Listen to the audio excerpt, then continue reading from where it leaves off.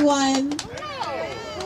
I gotta say, this is an incredibly humbling and heartening experience. You know, a year ago today, I would never have imagined standing here, in part because I imagined we might be inaugurating a president who actually believed in the principles that we're here for today.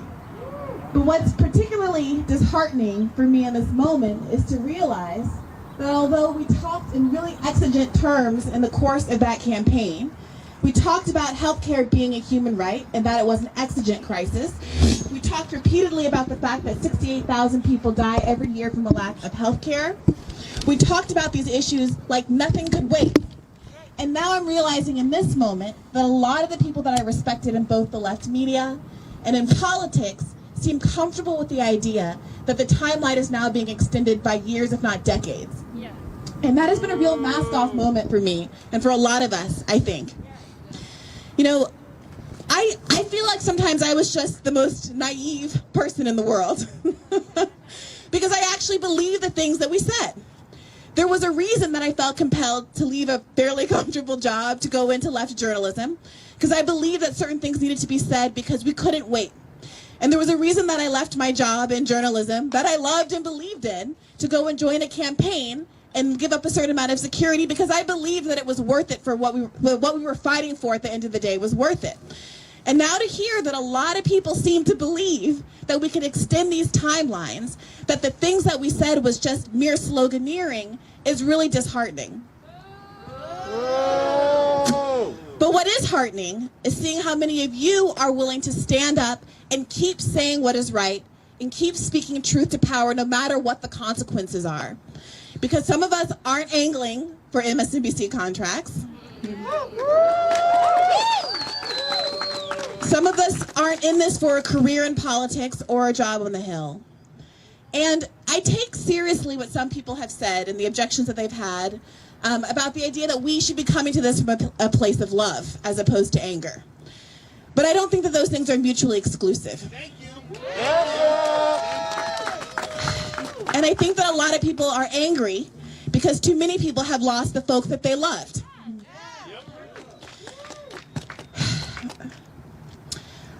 I want to talk a little bit about the specifics of what we're fighting for and what is kind of behind the mask-off moment. Why we feel like we can't keep giving politicians the benefit of the doubt. I think a lot of us here probably worked hard to get people like AOC elected. The reality is we thought that she would do her duty, and that's why people like Justin Jackson online put to her kindly, openly, hey, AOC, what about this? What about this idea? What about this strategy? Have you considered it? And it was not until the response that we got was so superficially empty. It wasn't until we were told, oh, we can't do this right now because we need to use this leverage to get a $15 minimum wage that's already passed the House, that Joe Biden has already signed on to. It's not that we're not willing to give people the benefit of the doubt, but they can lose that benefit when they throw it back in our faces and expect us to just eat the excrement that they're shoveling, for lack of a better word, you know? So we've been told, I've been told, I'll personalize it. I've been told that I'm naive, that this is electoralism, that this is voluntarism. But the reality of the situation is this is one of the few times that the left has held real power. We did the thing they're advocating for. We worked to get a critical number of progressives in Congress.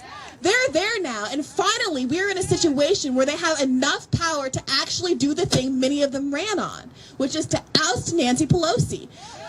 You know? At the very least, at the bare minimum, they can use that leverage to extract substantive concessions for the policies that they have said are existential concerns, that were existential concerns before we got in the middle of a global pandemic in which 15 million people have been kicked off of their employer-based health insurance.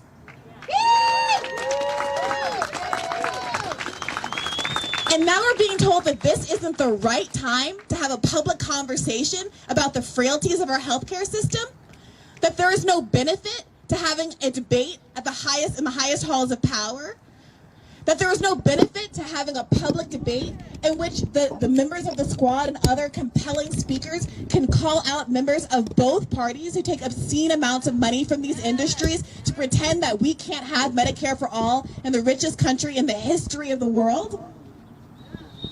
I'm sorry, there is no amount of outrage that is overstated. And I just want to say that I hope you guys continue to feel confident and entitled to make the kind of trouble that you're making right now. Because for a lot of years, I'll confess, I didn't feel that way. You know, I sat in my apartment on quarantine like a lot of people over the course of this summer, and I watched the protests and I walked in the protests, and I waited for a moment for people to start to connect the anger of the people in the streets to the people who are legislating and the people who are advocating to be in the highest branches of government, who were saying nothing about the issue. Right. And when they did say something about the issue, they said, let's fund the police more. Right. Right. And I waited for some of these leaders on the left to say, wait a minute, it's not just Republicans who are causing the problems. You know, that there is responsibility on both sides of the aisle, and the people who want to be president of the United States in this moment should be accountable to the movement in the street, a movement that was the largest social justice movement in American history. Right. And I sat and I waited patiently because I trusted in leadership. And I said, well, I'm not an organizer. I don't have experience. Let me just wait to see if someone else steps up. But I gotta say, I'm tired. Yeah. I'm tired of waiting. I don't see help coming from any secret ranks. I don't think there's any secret plots happening. I don't have a lot of confidence that there's secret strategizing happening behind the scenes.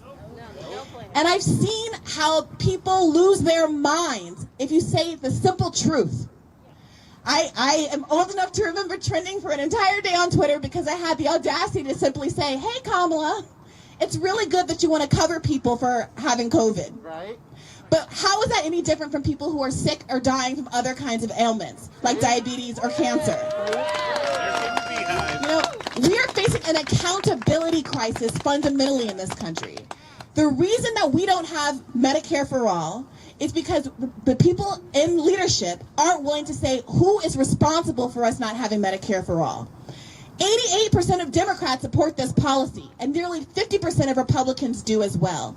And yet barely 50% of House Democratic membership supports Medicare for all. That gulf is not there because the people don't want it. It's because no one is holding leadership accountable to their constituents. We have a media apparatus that's completely unwilling to play. We have a lefty media apparatus that's largely silent on this issue as well. Right. And when we do have opportunities, no one is willing to name names and call out members of Congress, including people who are civil rights heroes. Right. You know, including people like Jim Clyburn, who happens to take more money from the pharmaceutical industry than anybody else in Congress. We can't be afraid to say these kinds of things. At the end of the day, without accountability, we're not going to make any progress in this area. And it's going to be uncomfortable, and there are going to be people that we all have liked and supported and admired and fought for and donated to and marched for that are going to be uncomfortable, that are going to be targets of this kind of criticism, as they should be. They took this job because they wanted to be public servants, not because they wanted to be celebrity public figures. Yes. Yes. And it's going to be hard because they are beloved. And you are going to be vilified and called every name in the book. You're going to be Bernie Broed to death. But here's the thing. We've been through it before. We're battle-tested and thick-skinned.